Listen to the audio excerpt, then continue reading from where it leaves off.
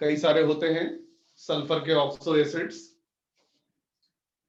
उनके नाम, उनके स्ट्रक्चर और उनके फॉर्मूला, ये तीनों आपको अच्छे से याद करना है, नेम, स्ट्रक्चर और फॉर्मूला। तो हम लोग स्टार्ट करेंगे most common oxo acid of sulphur से, जिसका नाम है सल्फ्यूरिक एसिड। इसका स्ट्रक्चर सभी बच्चे जानते हैं, बहुत आसान है, OH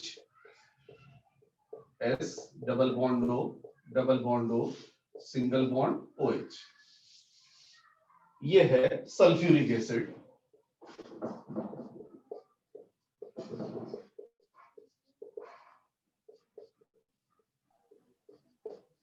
H2SO4,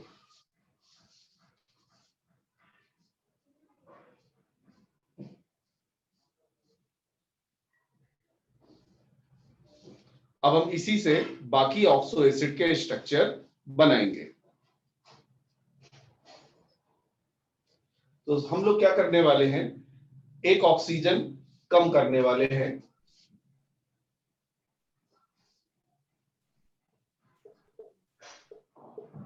और एक ऑक्सीजन बढ़ाने वाले हैं।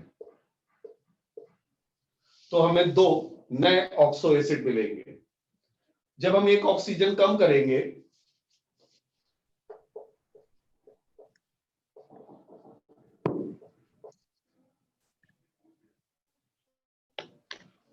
तो ऑक्सीडेशन स्टेट कम हो जाएगी, तो इक की बजाय अस सफिक्स यूज होगा। तो इसका नाम है सल्फ्यूरस एसिड और इसका फॉर्मूला है H2SO3। यानी H2SO4 में से एक ऑक्सीजन हमने निकाल दिया तो H2SO3 बना। तो मैंने बताया था एक ऑक्सीजन निकालने पर ऑक्सीडेशन स्टेट कम हो जाती है, तो इक की बजाय अस सफिक्स लगेगा, तो सल्फ्यूरिक से बनेगा सल्फ्यूरस। अब अगर हम एक ऑक्सीजन ऐड कर दें सल्फ्यूरिक एसिड में, तो देखिए कैसा स्ट्रक्चर बनेगा।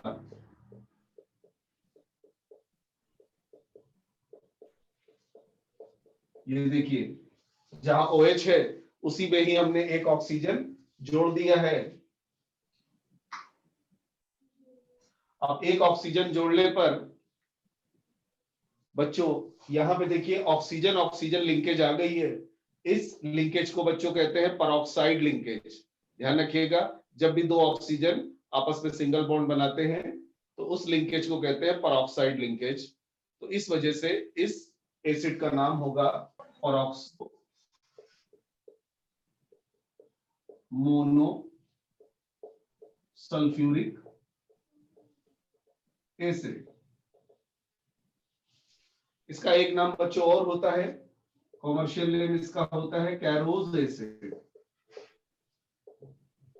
और इसका फॉर्मूला है H2SO5। रेडॉक्स एक चैप्टर है, वहां पे ऑक्सीडेशन नंबर के क्वेश्चन बनते हैं। तो ये बहुत आता है कि बताओ कैरोज एसिड में सल्फर का ऑक्सीडेशन नंबर क्या होगा। तो जिन बच्चों को कैरोज एसिड का स्ट्रक्चर नहीं पता होता, केवल फॉर्मूला पता होता है, तो वो लोग जब H2SO5 में सल्फर का ऑक्सीडेशन नंबर निकालते हैं तो एक बहुत बड़ी मिस्टेक करते हैं। सल्फर का X मान लेते हैं, H का तो 1 होता है तो 2H 2 हो गया, और O का ले लेते हैं बच्चों -2। तो O का -2 लेंगे तो 5 है तो -10 हो जाता है इक्वल टू 0। तो यहां से उनका आंसर आ जाता है X इक्वल टू +8, जबकि सल्फर का ऑक्सीडेशन नंबर तो 6 से ज्यादा हो ही नहीं सकता। तो क्या मिस्टेक होती है उनसे? उनसे मिस्टेक बच्चों ये होती है कि वो लोग पांचों ऑक्सीजन का -2 ले लेते हैं, जबकि परऑक्साइड लिंकेज वाले ऑक्सीजन एटम का ऑक्सीडेशन नंबर -2 नहीं बल्कि -1 होता है। ठीक है, तो अगर हम सल्फर का निकाले तो ऑक्सीजन ने खींच लिया, इसने खींच लिया, 2 इलेक्ट्रॉन ऊपर वाले ने खींच लिए, 2 इलेक्ट्रॉन नीचे वाले ने खींच लिए। तो सल्फर का ऑक्सीडेशन नंबर स्ट्रक्चर से जो निकलेगा वो बच्चों निकलेगा +6। और ऑक्सीजन की अगर हम बात करें तो इन तीनों ऑक्सीजन का बच्चों -2 होगा और इन दोनों ऑक्सीजन का -1 होगा। यानी जो ऑक्सीडेशन नंबर सल्फर का सल्फ्यूरिक एसिड में होता है वही ऑक्सीडेशन नंबर सल्फर का कैरोज एसिड में होता है। इसमें भी +6 है और यहां पे भी +6 है। समझ में आया बच्चों ऑक्सीडेशन नंबर? जल्दी बताओ।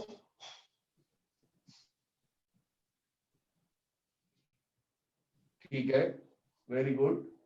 इलेक्ट्रॉन की शिफ्टिंग हो जाती है मोर इलेक्ट्रोनेगेटिव एटम की तरफ और उससे चार्ज क्रिएट होता है एटम के ऊपर, उसी को ऑक्सीडेशन नंबर कहते हैं। चलिए, तो मैंने 3 ऑक्सो एसिड बता दिए, सल्फ्यूरिक एसिड, सल्फ्यूरस एसिड और परऑक्सो मोनोसल्फ्यूरिक एसिड, जिसे कैरोज एसिड भी कहते हैं। H2SO4 देख लिया, H2SO3 देख लिया, H2SO5 देख लिया। चलिए अब आगे बढ़ते हैं हम लोग। अब आपको याद होगा मैंने आपको पायरो प्रीफिक्स के बारे में बताया था। पायरो माने होता है हीटिंग। तो अगर हम सल्फ्यूरिक एसिड के 2 मोल ले लें और उनको हीट करके वाटर निकाले HOH H2O, तो यहां से हमने H2O निकाला तो जो हमें एसिड मिलेगा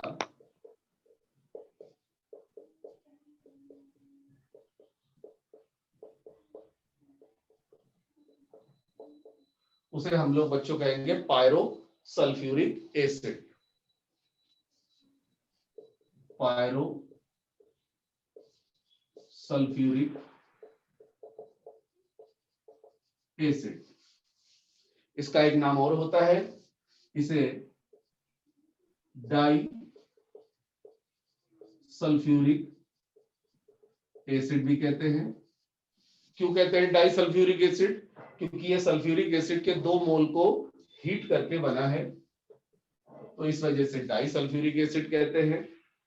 इसका देखिए फॉर्मूला वही आएगा जो ओलियम का फॉर्मूला था, H2S2O7। तो इसी का एक तीसरा नाम भी है ओलियम। फॉर्मूला है H2S2O7। ठीक है बच्चों, तो 3 नाम है, पायरोसल्फ्यूरिक एसिड, डाइसल्फ्यूरिक एसिड और ओलियम।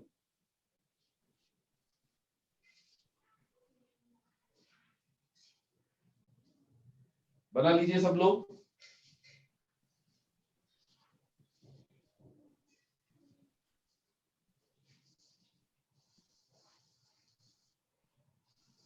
अब हम यहां से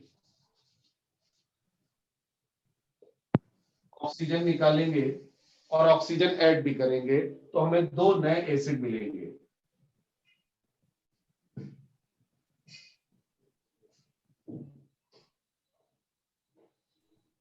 तो अगर हम यहाँ पे ऑक्सीजन निकालते हैं बेटा यहां से, तो बीच से ऑक्सीजन निकलेगा, बीच वाला ऑक्सीजन एटम, और हमें नया ऑक्सो एसिड मिलेगा जिसको हम लोग बच्चों कहते हैं डाइथायोनिक एसिड।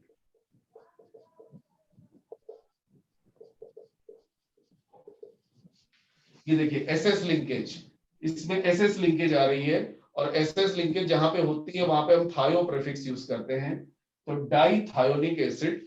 और इसका नाम इसका फॉर्मूला अक्सर बच्चे भूल जाते हैं, H2S2O6। तो आप मेरे हिसाब से चलोगे तो कभी फॉर्मूला नहीं भूलोगे। कभी भी डाइथायोनिक एसिड का स्ट्रक्चर बनाना हो तो हमें क्या करना है, ओलियम में से एक ऑक्सीजन निकाल देना है, बीच वाला। तो ओलियम हर बच्चे को याद होता है कि H2S2O7 होता है उसका फॉर्मूला। तो एक ऑक्सीजन निकालेंगे तो ऑब्वियस सी बात है फॉर्मूला आएगा H2S2O6। तो डाइथायोनिक एसिड का फॉर्मूला H2S2O6 होता है, और ये स्ट्रक्चर होता है। तो इस ट्रिक से आपको हमेशा याद रहेगा। बस ये याद करना है कि ओलियम में से एक ऑक्सीजन निकालेंगे तो डाइथायोनिक एसिड मिलता है। और अगर एक ऑक्सीजन बच्चों जोड़ेंगे ओलियम में, तो जाहिर सी बात है बीच में ही ऑक्सीजन ऐड होगा, तो फिर हमको जो स्ट्रक्चर मिलेगा वो ये मिलता है। बताओ किसी को इसका नाम पता है? ओलियम में एक ऑक्सीजन जोड़ दिया, इसे क्या बोलेंगे? मैं आपको बताता हूं, इसका नाम था डाइसल्फ्यूरिक एसिड। एकदम सही देवांश, मार्शल एसिड भी बोलते हैं, लेकिन पहले इसका केमिकल नेम देख लो। ये क्या था? ओलियम का दूसरा नाम डाइसल्फ्यूरिक एसिड, और इसमें देखिए परऑक्साइड लिख के जा गई, तो इस वजह से इसका नाम परऑक्सो डाइसल्फ्यूरिक एसिड होगा, और कॉमर्शियल नेम इसका मार्शल एसिड होता है।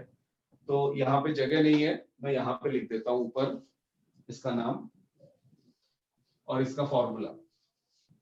आप लोग स्ट्रक्चर के नीचे ही लिखिएगा, परऑक्सो डाई सल्फ्यूरिक एसिड, या दूसरा नाम है मार्शल एसिड। और यहां पे भी देखिए सल्फर का ऑक्सीडेशन नंबर +6 है। एक तरह से देखा जाए जितने भी ऑक्सो एसिड बताए हैं अब तक, सभी जगह सल्फर का ऑक्सीडेशन नंबर +6 आ रहा है, सिवाय सल्फ्यूरस एसिड के। सल्फ्यूरस एसिड में सल्फर का ऑक्सीडेशन नंबर +4 था, H2SO3। ठीक है बच्चों, समझ में आया? तो 3 पहले पढ़ाए ऑक्सो एसिड, और 3 अभी पढ़ा है। फिर से सुन लीजिए, 3 पहले कौन से पढ़ाए थे? H2SO4 sulphuric acid, H2SO3 sulphurous acid, H2SO5 कैरोज acid. फिर मैंने 3 बताए, H2H2O7 जिसे हम कहते हैं pyrosulphuric acid, H2H2O8 martial acid, और H2H2O6 डाइथायोनिक एसिड। ठीक है बेटा? अब डाइथायोनिक एसिड की तरह होता है टेट्राथायोनिक एसिड। डाइथायोनिक एसिड में 2 सल्फर आपस में जुड़े होते हैं, टेट्राथायोनिक एसिड में 4 सल्फर एटम आपस में जुड़े होंगे। तो चलिए उसका भी स्ट्रक्चर बनाते हैं। टेट्राथायोनिक एसिड,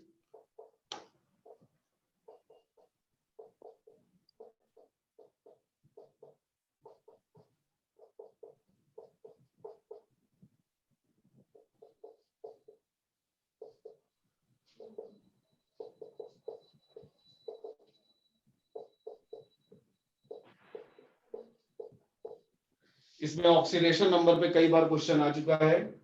बताओ चारों सल्फर का ऑक्सीडेशन नंबर क्या होगा? स्ट्रक्चर से बताओ, इलेक्ट्रॉन की शिफ्टिंग करके चारों सल्फर का ऑक्सीडेशन नंबर।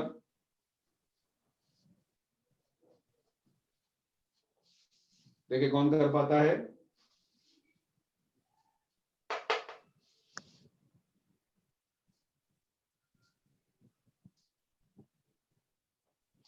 सबसे पहले इस वाले सल्फर का oxidation number.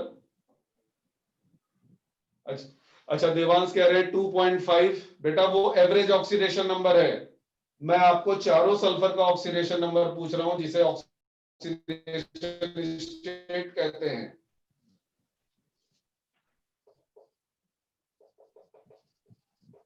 Oxidation states of sulphur.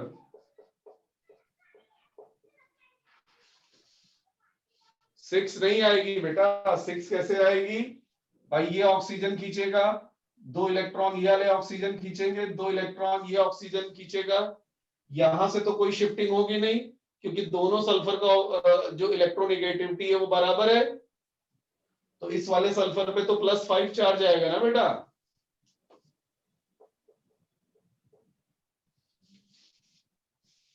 इस वाले सल्फर पे 0 चार्ज आएगा, क्योंकि इधर और इधर दोनों तरफ सेम इलेक्ट्रोनेगेटिव एटम है, तो इधर कोई इलेक्ट्रॉन की शिफ्टिंग होगी नहीं, 0 आएगा, इसका भी 0 आएगा, और इस वाले सल्फर का +5 आएगा।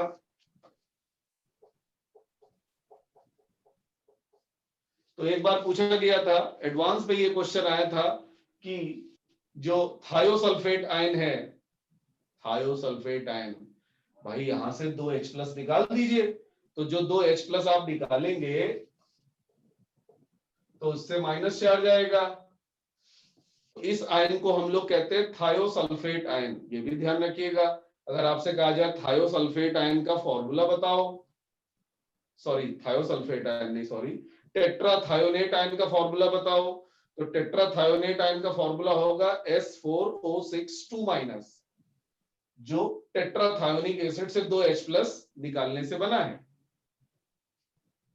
मैं लिख देता हूं यहां पे S4O6 2-, इसे कहते हैं टेट्राथायोनेट आयन। तो क्वेश्चन एडवांस में ये आया था कि टेट्राथायोनेट आयन में सल्फर की हायर ऑक्सीडेशन स्टेट और लोअर ऑक्सीडेशन स्टेट का डिफरेंस बताओ। तो हायर ऑक्सीडेशन स्टेट कितनी है +5 और लोअर ऑक्सीडेशन स्टेट कितनी है 0, तो दोनों का डिफरेंस कितना होगा 5 - 0 यानी 5। समझ में आया बच्चों?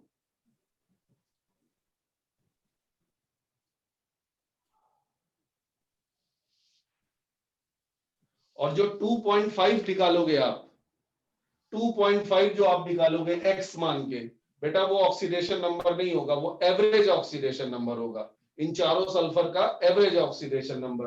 आप जरा एवरेज निकाल के देखिए 5005। कैसे एवरेज निकालेंगे? 5 + 0 + 0 + 5 डिवाइडेड बाई 4, तो 10/4 2.5 ही आएगा। ठीक है देवांश, समझ में आया कि जो 2.5 आप बता रहे थे वो एवरेज ऑक्सीडेशन नंबर है। ठीक है, तो टेट्राथायोनिक एसिड, टेट्राथायोनेट आयन, इसका स्ट्रक्चर मैंने आपको बता दिया। चलिए अब हम लोग आगे बढ़ेंगे। एक आप लोगों ने सुना होगा थायोसल्फ्यूरिक एसिड, इससे बनता है थायोसल्फेट आयन।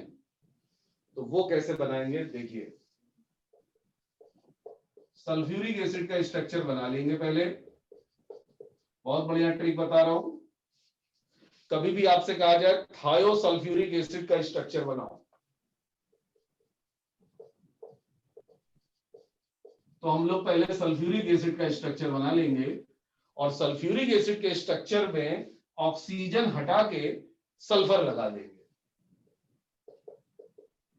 ये तो सल्फ्यूरिक एसिड के स्ट्रक्चर में एक डबली बॉन्डेड ऑक्सीजन को सल्फर से रिप्लेस कर दें तो थायोसल्फ्यूरिक एसिड उसका नाम हो जाता है। बताइए फॉर्मूला क्या आएगा थायोसल्फ्यूरिक एसिड का? स्ट्रक्चर देख के निकालो फॉर्मूला।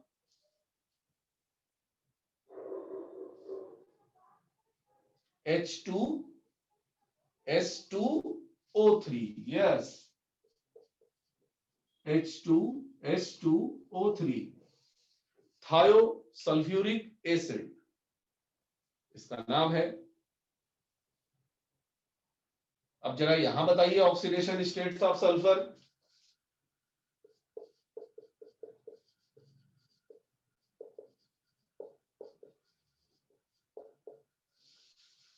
दोनों सल्फर की ऑक्सीडेशन स्टेट बताइए भाई।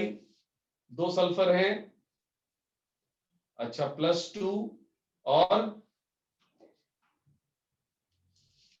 3 और 1। स्नेहल ने बताया 3 और 1, 4 और 1। 1 कैसे आएगा भाई? 1 थोड़ी ना हो सकता है। चलो मैं हेल्प कर रहा हूं, ये बीच वाले सल्फर की बताओ। अच्छा, देवांश का 2 2, स्नेहल 4 0, अच्छा 2 4। सबका आंसर गलत आ रहा है, क्योंकि बड़ा प्यारा क्वेश्चन है, बहुत एकदम सीधा साधा क्वेश्चन नहीं है। 99% लोग इस क्वेश्चन में गलती करते हैं। देखो ध्यान से, इलेक्ट्रोनेगेटिविटी बच्चों हाइब्रिडाइजेशन पे भी डिपेंड करती है। अगर हम इस सल्फर का हाइब्रिडाइजेशन निकालें तो 2 लोन पेयर 2 सिग्मा sp3, और इस सल्फर का हाइब्रिडाइजेशन निकालें तो 0 लोन पेयर 4 सिग्मा sp3। तो दोनों सल्फर का हाइब्रिडाइजेशन सेम, तो इलेक्ट्रोनेगेटिविटी भी सेम होती है। ठीक है, लेकिन यहां पे दोनों सल्फर का हाइब्रिडाइजेशन सेम नहीं है बच्चों। सेंट्रल एटम का हाइब्रिडाइजेशन sp3 है, लेकिन ये जो टर्मिनल वाला सल्फर एटम है जिसके पास 2 लोन पेयर और 1 सिग्मा है, इसका हाइब्रिडाइजेशन sp2 है। अब बताओ किसकी इलेक्ट्रोनेगेटिविटी ज्यादा होती है, sp2 या sp3? ध्यान रखिए, सबसे ज्यादा इलेक्ट्रोनेगेटिविटी होती है sp हाइब्रिडाइजेशन में, फिर उसके बाद sp2 और सबसे कम इलेक्ट्रोनेगेटिविटी होती है sp3 की। तो बेटा ये ज्यादा इलेक्ट्रोनेगेटिव है ना, मीना है ये, मीना यानी मोर इलेक्ट्रोनेगेटिव एटम, और ये वाला सल्फर लीना है यानी लेस इलेक्ट्रोनेगेटिव एटम। तो more electronegative atom less electronegative atom से इलेक्ट्रॉन खींच लेगा, तो 2 इलेक्ट्रॉन ऊपर वाले सल्फर की तरफ शिफ्ट हो जाएंगे बच्चों। तो ऊपर वाले सल्फर पे आएगा -2 और नीचे वाले सल्फर पे आएगा +2, लेकिन ये भी खींचेंगे, 2 ये खींचे और 2 ये खींचे, तो टोटल कितना आ गया +6। तो बीच वाले सल्फर का ऑक्सीडेशन नंबर बेटा होगा +6 और ऊपर वाले सल्फर का -2।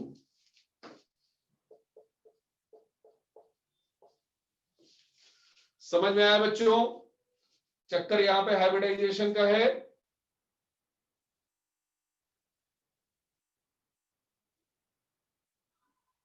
Very good. तो ये बहुत इंपॉर्टेंट क्वेश्चन है, आ सकता है।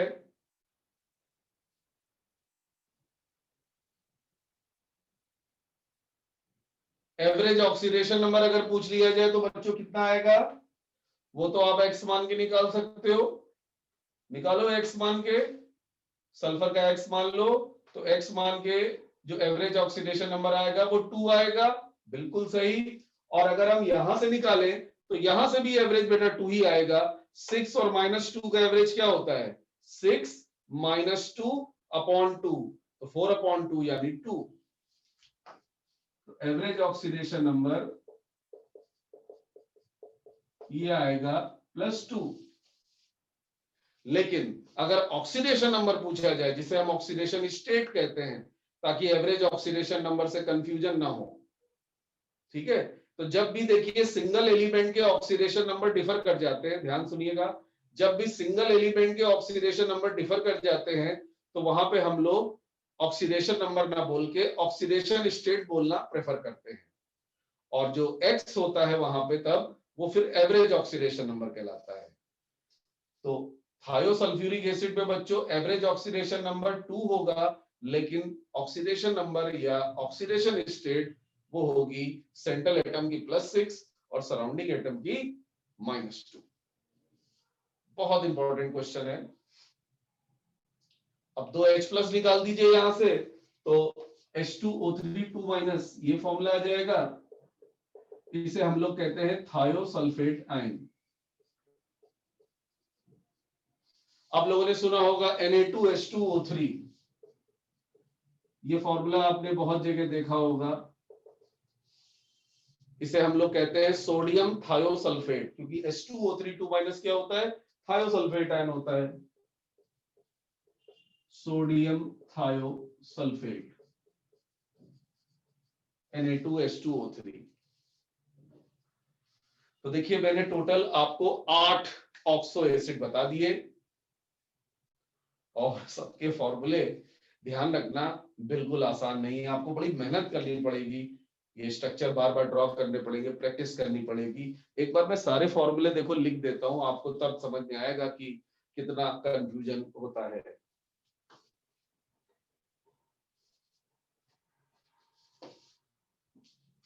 पहला था H2SO4, दूसरा था H2SO3, तीसरा था H2SO5, चौथा था H2H2O7, पांचवा था H2H2O6, छठा था H2H2O8, सातवां था H2S4O6 और आठवां था H2H2O3। ये देखिए ये टोटल 8 ऑक्सो एसिड हैं, इनके फॉर्मूले लिखे हुए हैं। अगर आपको ट्रिक्स नहीं आती हैं तो इनको याद रखना, इनका नाम याद रखना, स्ट्रक्चर याद रखना इम्पॉसिबल है। तो मैंने क्या ट्रिक बताई, H2SO4 को पकड़ो, उसमें से एक ऑक्सीजन निकालो, तो सल्फ्यूरिक से सल्फ्यूरस एसिड बन गया, एक ऑक्सीजन जोड़ दो तो सल्फ्यूरिक से बन गया परऑक्सो मोनोसल्फ्यूरिक एसिड, जिसे कैरोज एसिड कहते हैं, तो ये एक ट्रायो बन गया। फिर ये डाइसल्फ्यूरिक एसिड है, यानी पायरोसल्फ्यूरिक एसिड जिसे ओलियम कहते हैं। इसमें एक ऑक्सीजन जोड़ा तो परऑक्सो डाइसल्फ्यूरिक एसिड बन गया। इसमें से एक ऑक्सीजन निकाला, इसमें से एक ऑक्सीजन निकाला तो डाइथायोनिक एसिड बन गया, क्योंकि बीच वाला ऑक्सीजन निकला तो एसएस लिंकेज आ गई। फिर उसके बाद इन दोनों को आपको अलग से याद रखना है, टेट्राथायोनिक एसिड जिसमें 4 सल्फर लाइन से चिपके हुए हैं, जुड़े हुए हैं, और ये था थायोसल्फ्यूरिक एसिड जो सल्फ्यूरिक एसिड में से ऑक्सीजन को रिप्लेस करके बना है। हाँ, डाइथायोनिक एसिड में सल्फर का ऑक्सीडेशन नंबर क्या होगा? ठीक है, निकाल लो बेटा। डाइथायोनिक एसिड में सल्फर का ऑक्सीडेशन नंबर अभी बता देते हैं। ये स्ट्रक्चर था,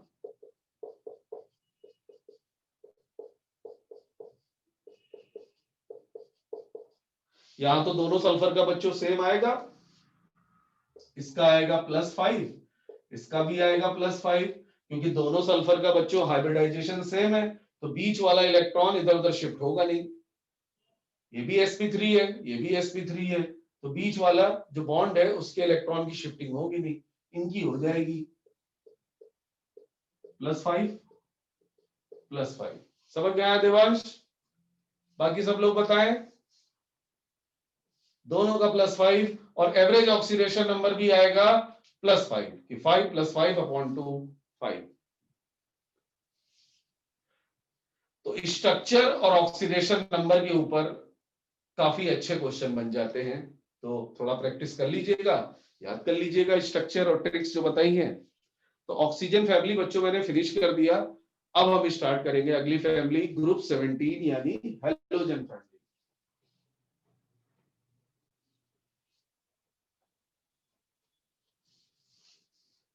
ग्रुप 17 हैलोजन फैमिली।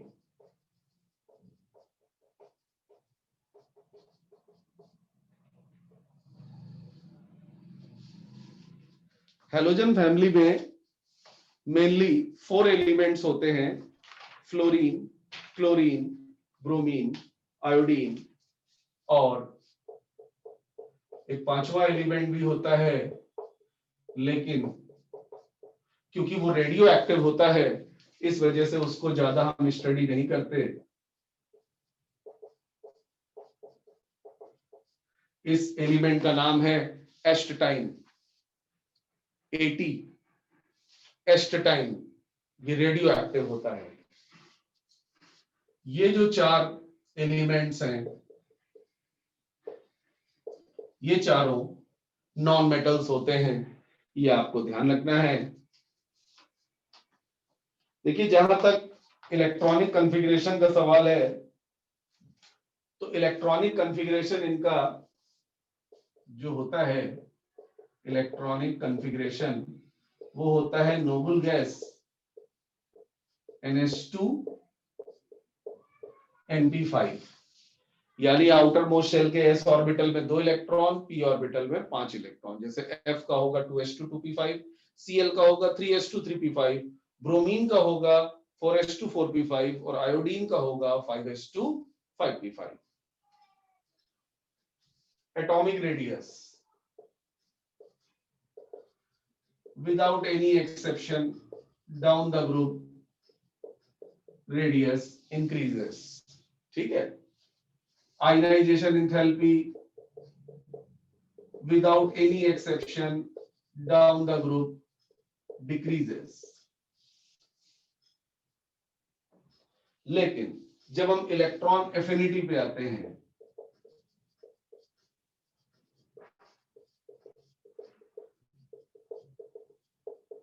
तो यहां बच्चों एक्सेप्शन देखने को मिलता है। तो एक्सेप्शन भी देखेंगे। पहले बताइए इलेक्ट्रॉन एफिनिटी के बारे में मैंने ऑक्सीजन फैमिली में क्या बताया था? डाउन द ग्रुप डिक्रीजेस या down the group increases? General trend क्या बताया था इलेक्ट्रॉन एफिनिटी का? डाउन द ग्रुप डिक्रीजेस या down the group increases? Okay Snehal, decreases, एकदम सही, डाउन द ग्रुप डिक्रीजेस। तो जो एक्सपेक्टेड ऑर्डर है इलेक्ट्रॉन एफिनिटी का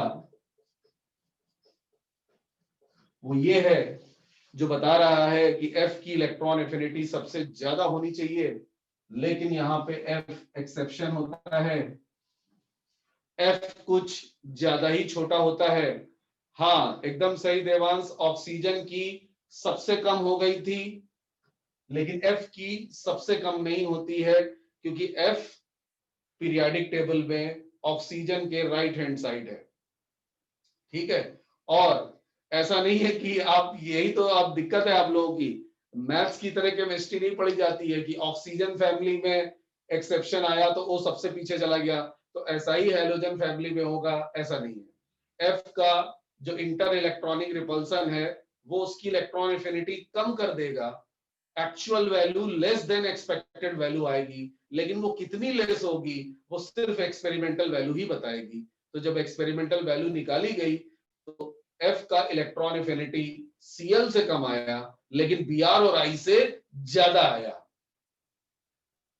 ठीक है, मोस्ट, अच्छा उस सवाल का जवाब भी देंगे। तो ये एक्सपेरिमेंटल वैल्यू से डिसाइड हुआ है। तो इसी चीज को आपको याद रखना है कि ग्रुप 16 में जब एक्सेप्शन आया था इंटर इलेक्ट्रॉनिक रिपल्सन की वजह से, तो ऑक्सीजन सबसे पीछे चला गया था, तो सल्फर की सबसे ज्यादा आई थी और ऑक्सीजन की सबसे कम आई थी। लेकिन हैलोजन फैमिली में ऐसा नहीं है, F पीछे जाएगा लेकिन सबसे पीछे नहीं जाएगा, सेकंड नंबर पे आएगा। तो Cl F Br I ये है एक्चुअल ऑर्डर इलेक्ट्रॉन एफिनिटी का।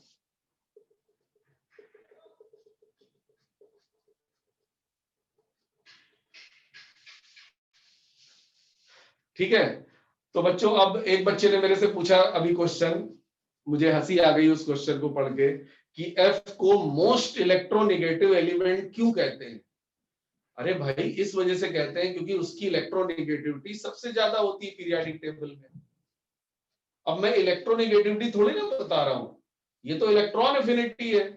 इलेक्ट्रोनेगेटिविटी अलग चीज होती है, अलग प्रॉपर्टी होती है, और इलेक्ट्रॉन एफिनिटी अलग प्रॉपर्टी होती है।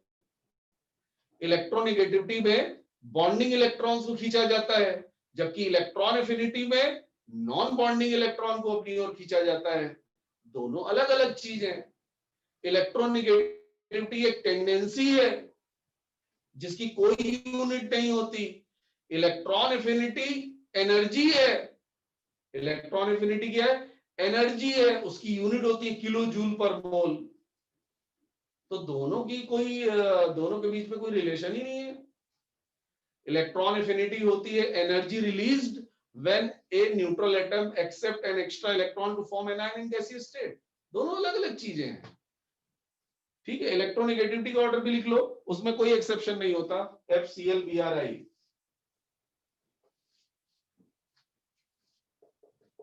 इलेक्ट्रोनेगेटिविटी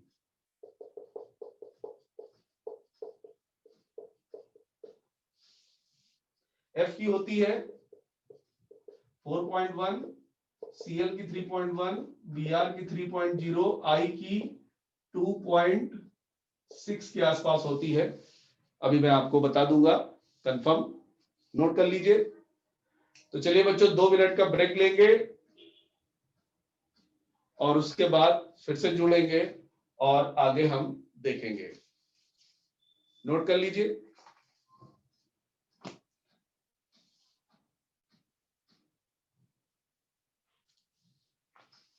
ठीक है, चलिए 2 मिनट का ब्रेक लेते हैं और बाकी और प्रॉपर्टीज देखते हैं।